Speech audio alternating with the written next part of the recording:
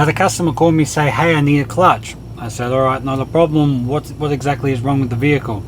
They said, hey, when I push the clutch pedal in, it doesn't work. It just stays at the floor. I was told I need a new clutch, 1,500 bucks.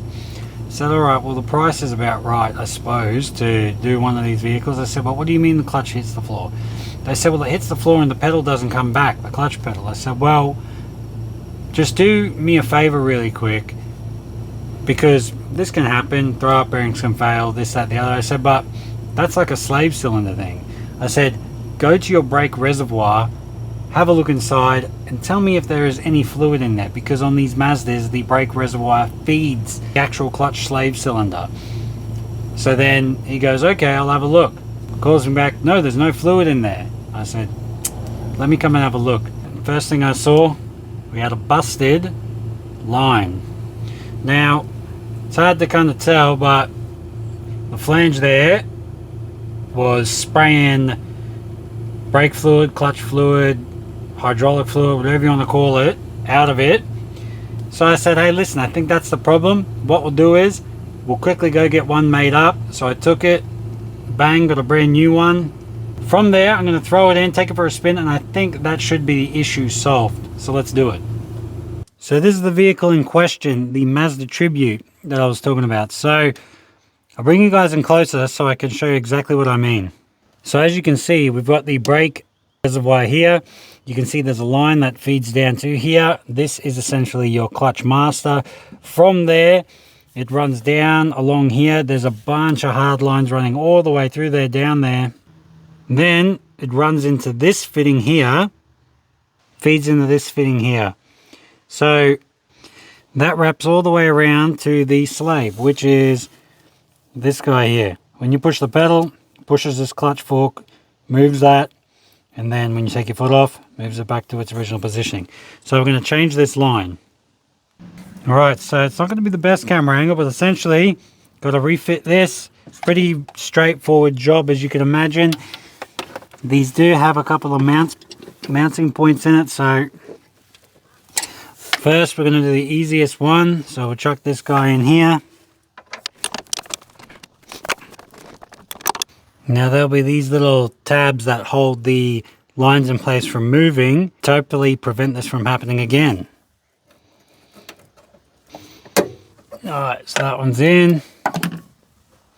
Alright, so sprayed the area down, tightened everything up. Now I'm going to just pressure bleed it, because essentially it's going to be the easiest way for me to do it. Yeah, there's a few other things or ways you could do it, but I just chucked the kit on this, chucked 20 pound in it, open that bleed nipple line up.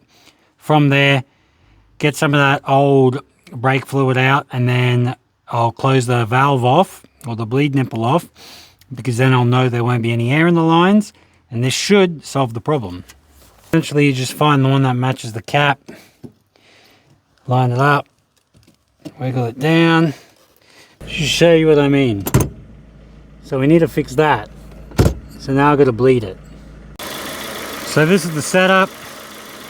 I'm going to chuck about 15 pound into it, and then down here crack the bleed nipple, and from there should be good to go. So you guys remember before, the pedal would stay to the floor, now it springs back. Look at that spring action.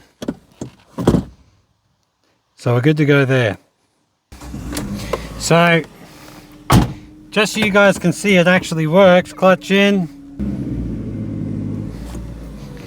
reverse, first,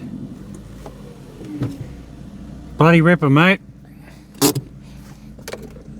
Now with these hydraulic systems, they're either going to work or not work. By that I mean you'll know if there's a leak pretty quickly. So I'm going to take it for a quick test drive just to make sure there's nothing weird going on, because you never know. But that just gives me peace of mind that when I leave it here for the customer, they're happy too, because their main complaint was foot was going to the floor, car wouldn't drive, and it's going to cost me 1,500 bucks to get a clutch done. So all things considered, I think they should be pretty happy. And there we got the new line coming through. All right, quick little run just to make sure nothing weird happens. Just to confirm, there is actually no clutch issue. So far so good though. Third, no slipping. Fourth, no slipping. High RPM, 3,500. We're in fourth again, like I mentioned. Now we're in fifth.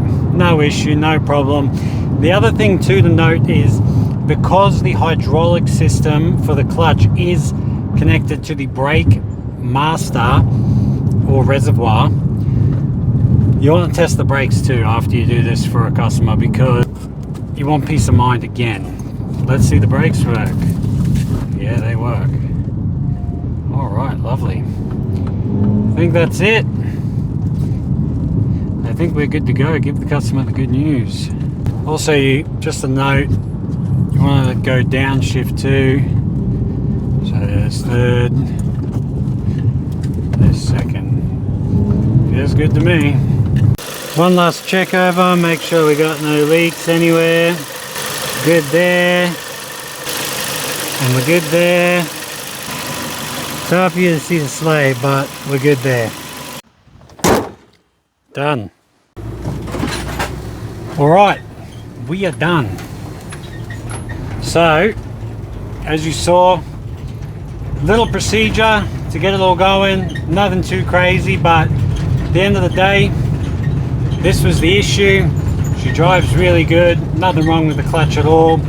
It bites about halfway. Obviously you can adjust a little bit the positioning through the pedal where you want it to bite, but generally speaking, if a clutch is biting right to the top, it's getting a bit low in my experience. But it's one of those situations as well, because it's adjustable, you never know what someone else has done.